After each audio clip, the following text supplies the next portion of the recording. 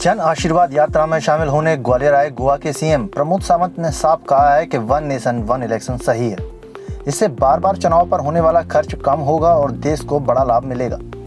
यहाँ उन्होंने तमिलनाडु के सीएम के बेटे उदयनिधि स्टालिन के सनातन धर्म को लेकर दिए गए बयान पर कहा है कि यह एक सोची समझी साजिश के तहत सनातन धर्म को नष्ट करने का प्रयास है, लेकिन जनता समझदार है और इस नए गठबंधन को खत्म कर देगी। उन्होंने यह भी कहा कि नाम बदलने से कोई फायदा नहीं है, इरादे वही हैं। मुगलों और अंग्रेजों के शासनकाल में सनातन धर्म समाप्त नहीं हुआ, अब क्या होगा। गोवा के मुख्यमंत्री प्रमोद सावंत अभी ग्वालियर आए हैं। जन आशीर्वाद यात्रा में शामिल होने पहले मीडिया से बात करते हुए उन्होंने कहा कि ग्वालियर भाजपा की पवित्र भूमि है। यह पंडित दीनदयाल उपाध्याय, राजमाता विजयराजे सिंधिया और भारत रत्न अटल बिहारी वाजपेयी का जन्म स्थान है। यह मेरा सौभाग्य है कि मुझे यहाँ आने का अवसर मिला है। कल भी मैं जन आशीर्वाद यात्रा में था। इस यात्रा को जनता का भरपूर समर्थन मिल रहा है। गोवा के सीएम प्रमोद सावंत ने कहा कि मुझे पूरा भरोसा है कि बीजेपी यहाँ बहुमत से चुनाव जीतेगी और जनता शिवराज सिंह के काम पर मुहर लगाएगी। गोवा के सीएम प्रमोद सावंत ने कहा कि मध्य प्रदेश की बीजेपी सरकार अंत्योदय के लिए काम कर रही है। नक्सलवाद का सफाया हो गया है। मध्य प्रदेश की बीजेपी सरकार देश में महिला सशक्तिकरण के लिए जानी जाती है। पहले लाडली लक्ष्मी योजना और अब लाडली बहना के माध्यम से महिलाओं को सशक्त बनाने का काम किया गया है। महिलाओं को पंचायत में 50% आरक्षण दिया गया है तथा पुलिस एवं अन्य नौकरियों में आरक्षण दिया गया है।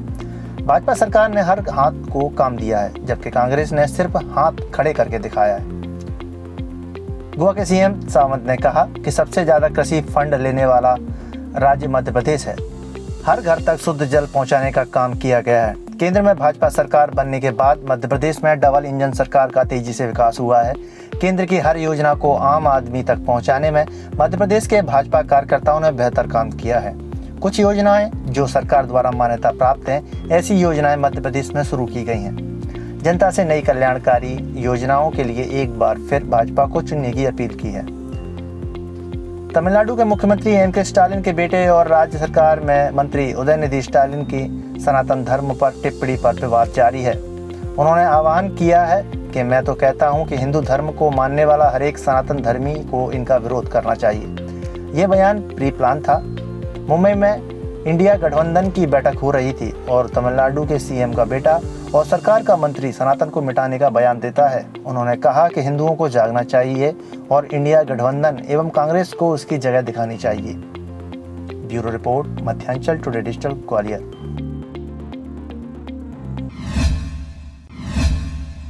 मैं माननीय हमारे पार्टी के ज्येष्ठ नेता स्वर्गीय अटल बिहारी वाजपेयी जी, राजमाता विजयराजे सिंधिया जी, इनको मैं आज याद करता हूँ। ये मेरा परम सौभाग्य है कि ग्वालियर की इस पुण्य धरती पे मुझे आने का मौका मिला, जहाँ पे हमारे दीनदयाल उपाध्याय जी का अंत्योदय का सिद्धांत यहीं से स्टार्ट हुआ और आज भी उसी अंत्योदय सिद्धांत पे दिल्ली से लेके हर एक स्टेट पे हम जब सरकार चलाते थे तो अंत्योदय के तत्व पर ही हमारी सभी सरकारें चलती है। मैं आज ग्वालियर में हूँ, कल मैं इंदौर में था। जन आशीर्वाद यात्रा में जो हमारे मध्य प्रदेश की सरकार मुख्यमंत्री शिवराज सिंह चौहान ने जो निकाली है, लोगों का जन आशीर्वाद लेने के लिए, उस जन आशीर्वाद यात्रा में सहभागी होने के लिए यहाँ पे मौजूद हूँ। कल मैं इंदौर और बाकी 3-4 कॉन्स्टिट्यूंसी में जन आशीर्वाद यात्रा पे था। खुद मैंने 4 सभा एड्रेस की। जिस तरह का आशीर्वाद हमें पूरे मध्य प्रदेश में मिल रहा है, मुझे पूरा विश्वास है कि फिर एक बार यानी मध्य प्रदेश में भारतीय जनता पार्टी की सरकार, डबल इंजन की सरकार जी हाँ बिल्कुल आएगी, 2/3 मेजोरिटी से आएगी, ये मैं दावे के साथ कह सकता हूँ।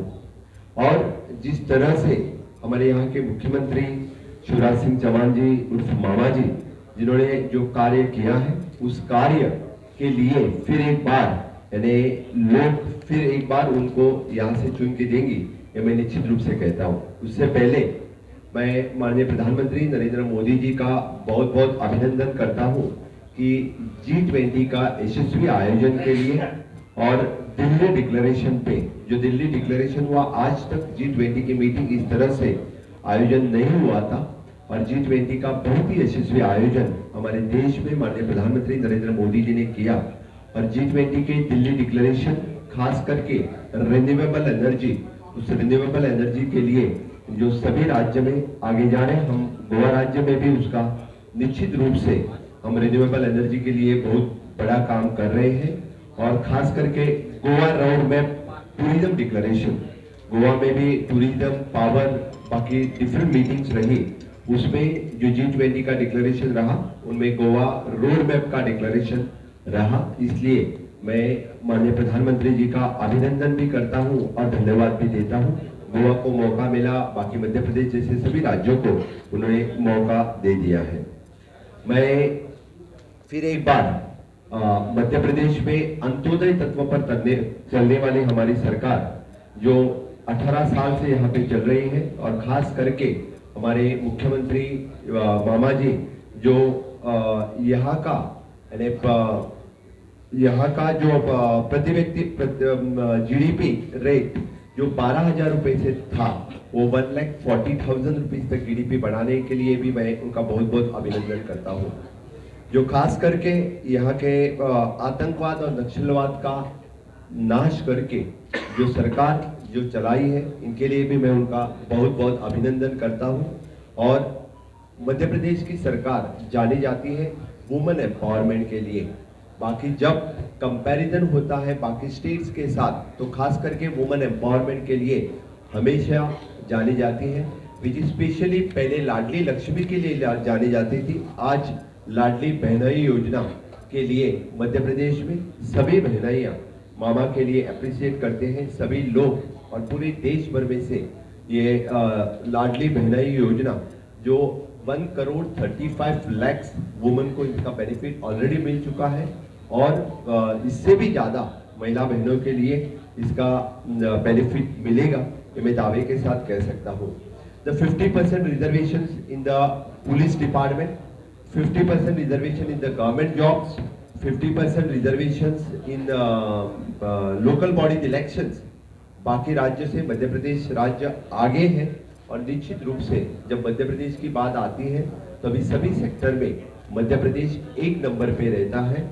इसीलिए मैं फिर एक बार उनका अभिनंदन करता हूँ। मध्य प्रदेश में खास करके द स्किल डेवलपमेंट में कमवा और शिका ये जो योजना है, means to earn while learn, जो योजना है विच इज ए यूनिक योजना जो मध्य प्रदेश सरकार ने चालू की है। मुझे लगता है कि मध्य प्रदेश के सभी युवाओं के लिए लर्न व्हाइल अर्न इस योजना का बहुत बड़ा फायदा हो जाए। सीख और कमाओ इस योजना का बहुत बड़ा फायदा हो जाएगा। यहाँ के हर एक हाथ को काम देने का काम किसी ने किया है तो भाजपा सरकार ने किया है। हाथ ने सिर्फ हाथ दिखाया है, हर बार कांग्रेस ने सिर्फ हाथ दिखाने का काम किया है, इसके सिवाय दूसरा कौन सा ही काम नहीं किया है। इसीलिए मैं आगे एग्रीकल्चर सेक्टर में मध्य प्रदेश एक खेती प्रधान प्रदेश है, और हमेशा के लिए उसमें जो कांग्रेस के सरकार के वक्त 600 करोड़ का जो बजट था वो 55,000 करोड़ तक लेने का काम किसी ने किया है तो मामा जी ने किया है। एग्रीकल्चर इंफ्रास्ट्रक्चर फंड जो गवर्नमेंट ऑफ इंडिया ने देना स्टार्ट किया, सबसे highest receiving the agriculture fund में कौन सा राज्य है तो मध्य प्रदेश राज्य है, सबसे ज्यादा एग्रीकल्चर फंड लेने वाला है। The government of India which following the flagship program, वो हर एक फ्लैगशिप प्रोग्राम में नल से जल हो या प्रधानमंत्री आवास योजना हो, उज्ज्वला योजना हो, बाकी सब योजना में हमेशा के लिए द परसेंटेज में हाईएस्ट राज्य कौन सा है तो मध्य प्रदेश राज्य है। अचीवमेंट्स में हमेशा के लिए यानी मध्य प्रदेश आगे रहा है। मैं बाकी तो छोटे मोटे इंफ्रास्ट्रक्चर रोड इसमें नहीं जाऊंगा, मुझसे ज्यादा आप लोगों को पता है विच इज मध्य प्रदेश के पूरे राज्य के डेवलपमेंट जिस तरह से इस 9 साल के कार्यकाल में जो ऑनरेबल प्राइम मिनिस्टर केंद्र में पीएम बनने के बाद डबल इंजन सरकार होने के बाद जिस तरह के डेवलपमेंट यहाँ पे हुई, उससे ज्यादा which is in the road infrastructure, health infrastructure, tourism infrastructure, सभी सेक्टर में ढेर सारी इन्वेस्टमेंट यहाँ पे हो गए। It is an infrastructure development और ह्यूमन डेवलपमेंट में हमेशा के लिए मध्य प्रदेश जाना जाता है। Specially the I am congratulating for the Vande Bharat train, जो वंदे भारत ट्रेन यहाँ पे स्टार्ट हुई है उनके लिए भी मैं कांग्रेचुलेट करता हूँ। हमेशा के लिए मध्य प्रदेश पावर जनरेशन में सबसे आगे रहा है। कांग्रेस के वक्त सिर्फ 5000 मेगावाट की बिजली उत्पादन होता था। प्रेजेंट गवर्नमेंट 29,000 मेगावाट की पावर जनरेशन यहाँ पे हो रही है। Along with that the solar power, wind power, renewable energy में मध्य प्रदेश सबसे आगे है। इनके लिए भी मैं मध्य प्रदेश सरकार का बहुत बहुत अभिनंदन करता हूँ। हमेशा के लिए रिन्यूएबल एनर्जी में आगे जाने के लिए आगे रहा है। केंद्र सरकार की हर एक योजना जिस तरह से फॉलोअप करके लोगों तक पहुंचाना, इसके लिए मैं हमारे भारतीय जनता पार्टी के मुख्यमंत्री, कैबिनेट मिनिस्टर और खास करके मैं मेरे भारतीय जनता पार्टी के पूरे कार्यकर्ता का भी मैं अभिनंदन करता हूँ। योजना तो बहुत होती है, लेकिन अंत्योदय तक पहुंचाना के लिए जो सरकार के साथ साथ संगठन का काम होना जरूरी रहता है, वही संगठन का काम हमारे भारतीय जनता पार्टी के कार्यकर्ता सभी लोग कर रहे हैं। इसलिए गरीब कल्याण योजना हो, प्रधानमंत्री आवास योजना हो, प्रधानमंत्री जन आरोग्य योजना हो, हर एक केंद्र की योजना लोगों तक पहुंचाने के लिए हमारी मध्य प्रदेश की सरकार हमेशा के लिए आगे है।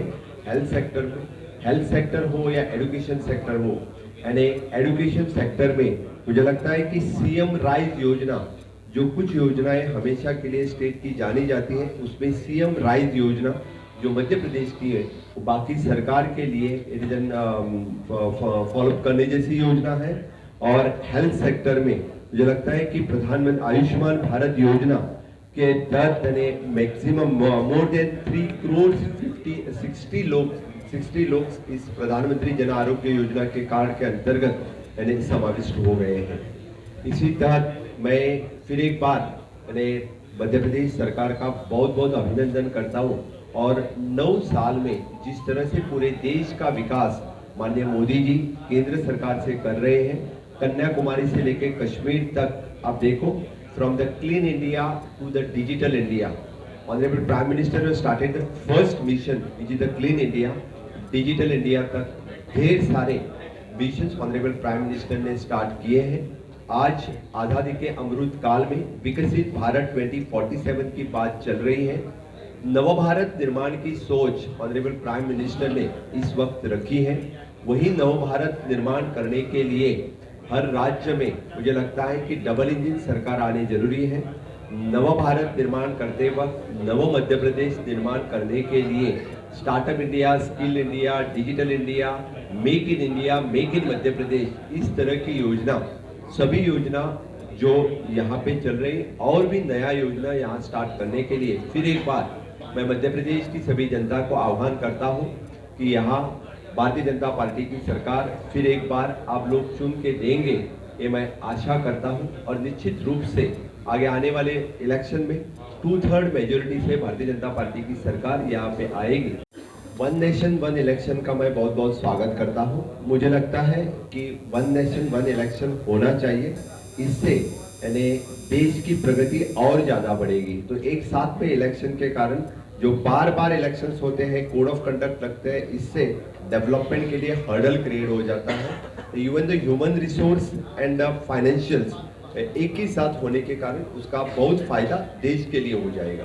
अभी आपने क्लीन इंडिया, डिजिटल इंडिया की बात की थी, लेकिन इंडिया नाम के टाइटल को हटाने की कोशिश की जा रही है, भारत नाम की बात की जा रही है, तो इस बारे में आप क्या कहना चाहेंगे? भारत नाम तो पहले से है, 1947 से लेके आज तक कॉन्स्टिट्यूशन में भी भारत था और हर जगह भारत नाम को पहले से यूज किया जाता था। लेकिन G20 के लिए समय में प्रधानमंत्री के सामने इंडिया नाम लिख के भारत की नाम पट्टिका लगाई गई थी, तो क्या इंडिया को बरकरार रखने की कोशिश की जा रही है? ऐसा कुछ नहीं है। अभी तमिलनाडु के शिक्षा मंत्री उन्होंने जो IND.org का गठबंधन है उसको लेकर कहा है कि सनातन नीति के खिलाफ ये बना है, उसको खत्म करने के लिए बना है। आपका क्या कहना है इसके बारे में? मुझे लगता है ये इंडिया अलायंस बना है, which is again the UPA ने अपना नाम बदला है, which is actually new wine into the old bottle, same है। और इस तरह का नाम बदलने से नीति बदलती नहीं है, नीयत बदलती नहीं है, और इनका एजेंडा है कि सनातन हिंदू धर्म खत्म करना, यही उनका एजेंडा है। मैं तो कहता हूं कि हर एक हिंदू धर्म ने इनका विरोध करना जरूरी है। जिस तरह का अपमानित शब्द और खत्म करने की बात उन्होंने की, वो अपमानित शब्द मैं मेरे मुंह से उच्चारना भी नहीं चाहता हूं, लेकिन आज सभी हिंदू लोगों ने जाग उठना चाहिए और इनकी जगह उनको दिखानी चाहिए, विच is the pre plan statement made by that one who और द कोई स्टैलिन बिलिन है, उन्होंने जिस तरह से स्टेटमेंट किया, इंडिया अलायंस की उनकी बैठक मुंबई में होती है और उसी वक्त जिस तरह से वो स्टेटमेंट करता है और वे लिखित रूप से स्टेटमेंट लाया था, ऐसे ही नहीं है, लिखित रूप से ला के स्टेटमेंट किया है।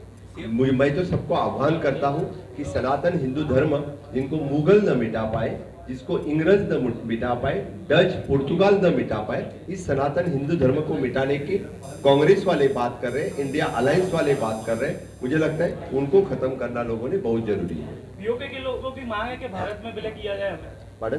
पीओके के पाकिस्तान के लोगों की मांग है कि हमें भारत में विलय किया जाए। पीओके की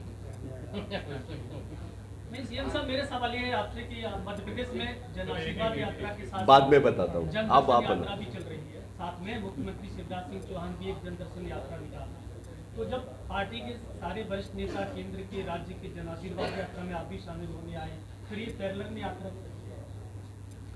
जन आशीर्वाद यात्रा तो 5 जगह से निकली है। मध्य प्रदेश इतना बड़ा प्रदेश है और हर जगह तो मुझे लगता है कि हमारे सभी नेता लोगों का आशीर्वाद देने के लिए हर डिस्ट्रिक्ट में यात्रा स्टार्ट हुई है। सामूहिक नेतृत्व से हम आगे जा रहे हैं। हर जगह पे हमारा डिफरेंट लीडर्स जो हर डिस्ट्रिक्ट में जन आशीर्वाद यात्रा में लोगों का आशीर्वाद मांग रहा है। प्रदेश में चौथी जन आशीर्वाद यात्रा है ना? पहले 3 आशीर्वाद यात्रा निजी का नेतृत्व शिवराज सिंह जी ने किया था, लेकिन इसमें जरूरत पड़ी कि 5 यात्रा निकालनी पड़ी, 5 अलग नेता को नेतृत्व करना पड़ रहा है।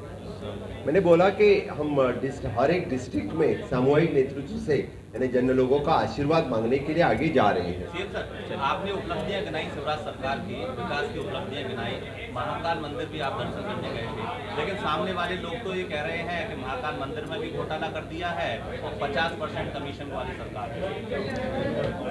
मुझे लगता है कि जो घोटालेबाज हैं उनको ही घोटाले दिखते हैं। जिस सरकार ने इतना बड़ा काम किया है, अपनी सरकार जो है कि रिपोर्ट सामने रखती है और 5 दिन पहले हमारे होम मिनिस्टर अमित भाई शाह यहाँ पे आए थे।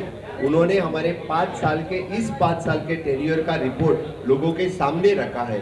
जो हम बताते हैं उसका हम रिपोर्ट देते हैं। मुझे लगता है कि रिपोर्ट की कॉपी आप तक भी पहुंची होगी। आप लोगों ने भी द सेम कॉपी, मैं बता रहा हूँ कि सेम कॉपी जो हमने बताया था वही काम हमने सबको दिया है।